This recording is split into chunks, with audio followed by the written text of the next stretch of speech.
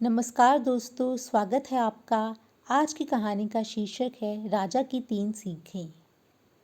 बहुत समय पहले की बात है। सुदूर दक्षिण में किसी प्रतापी राजा का राज्य था।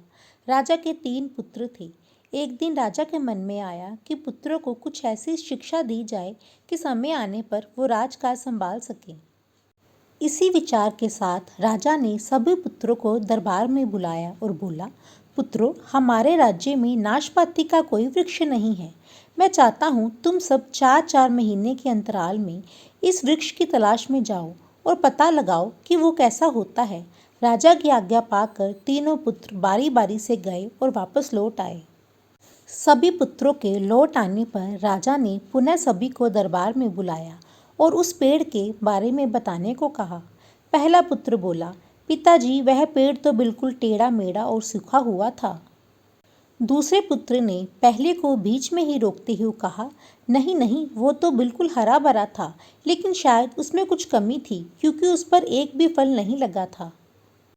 फिर तीसरा पुत्र बोला, भैया, लगता है आप भी कोई गलत पेड़ देख आए हो, क्योंकि मैंने सचमुच नाशपाती का पेड़ देखा है। वह बहुत ही शानदार था और फलों से लदा पड़ा था।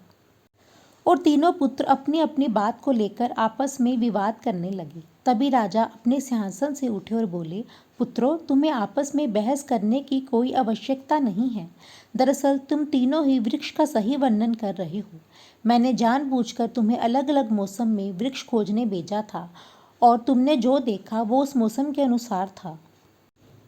मैं चाहता हूँ इस अनुभव के आधार पर तुम 3 बातों को गांठ बांध लो। पहली, किसी चीज़ के बारे में सही और पूर्ण जानकारी चाहिए तो तुम्हें उसे लंबे समय तक देखना परखना चाहिए, फिर चाहे वो कोई विषय हो, वस्तु हो या कोई व्यक्ति ही क्यों ना हो।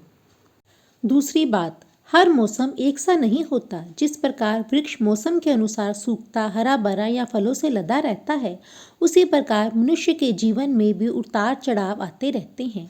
अतः अगर तुम कभी भी बुरे दौर से गुजर रहे हो तो अपनी हिम्मत और धैर्य बनाए रखो, समय अवश्य बदलता है। और तीसरी बात, अपनी बात को सही मानकर उस पर अड़े मत रहो, अपना दिमाग खोलो और दूसरों के विचारों को भी जानो।